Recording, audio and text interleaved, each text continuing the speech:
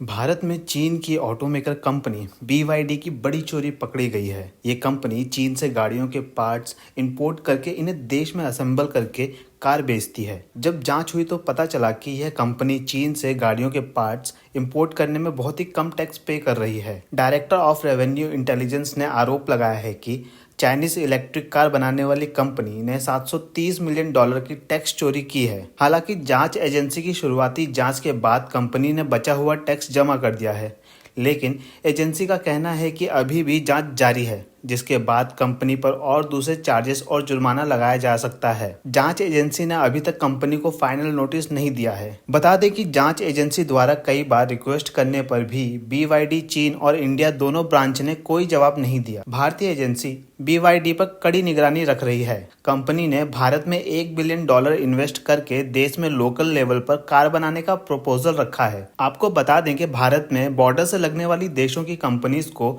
भारत में इन्वेस्टमेंट करने के लिए सख्त नियमों का सामना करना पड़ता है। चीन की कंपनी BYD ने बताया कि भारत में उसके जॉइंट वेंचर पार्टनर ने इन्वेस्टमेंट करने का प्लान छोड़ दिया है। 2020 में भारत और चीन के बीच बॉर्डर पर झड़प के बाद चीन की कंपनियां स्पॉटलाइट में आ गई थी। आपको बता दें कि टैक्स में धोखाधड़ी करने का आरोप सिर्फ एक चाइनीज कंपनी पर नहीं लगा है, बल्कि स्मार्टफोन बनाने वाली कंपनी Xiaomi पर भी गैर कानूनी रूप से विदेशों से पैसा स्वीकार करने का आरोप है। Xiaomi पर विदेशों से रॉयल्टी फीस के नाम पर गैर कानूनी रूप से पैसे प्राप्त करने का आरोप है। हालांकि कंपनी इन आरोपों को खारिज कर रही है और कोर्ट में इसे चैलेंज किया है। भारत विदेशों में बनी हुई इलेक्ट्रिक कारों की वैल्यू के हिसाब से उन पर 70 से 100% तक इम्पोर्ट टैक्स लगाता है। वहीं गाड़ी के पार्ट्स पर यह 15 से 35% हो जाता है, जिसे भारत में असेंबल किया जाता है। लेकिन इस 15 और 35% के कम टैक्स की सुविधा तब मिलती है जब गाड़ी की बैटरी और मोटर गाड़ी के चैसिस यानी बॉडी के बगैर इंपोर्ट किए जाएंगे। बता दें कि बैटरी और मोटर को गाड़ी के चैसिस के साथ फिट करके भी इंपोर्ट किया जाता है, लेकिन अगर ऐसा होता है तो कंपनी को और अधिक टैक्स देना पड़ेगा। कुछ सोर्सेज बताते हैं कि सारी कंडीशन को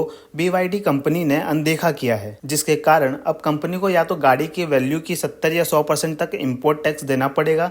इतना ही नहीं, कंपनी ने यह भी नहीं बताया उसने कब और कितनी गाड़ियों के पार्ट्स इंपोर्ट करने में नियमों का उल्लंघन किया है। चीन की ऑटोमेकर कंपनी BYD ने 2022 से भारत में कार बेचना शुरू किया है। अब तक कंपनी करीबन 2000 गाड़ियां बेच चुकी है। कंपनी भारत में $200 मिलियन से ज्यादा इन्वेस्ट कर चुकी है। फिलहाल कंपनी 3 इलेक्ट्रिक SUV और एक E6 गाड़ी के साथ साल के आखिर में एक सेडान मॉडल लॉन्च करने वाली है।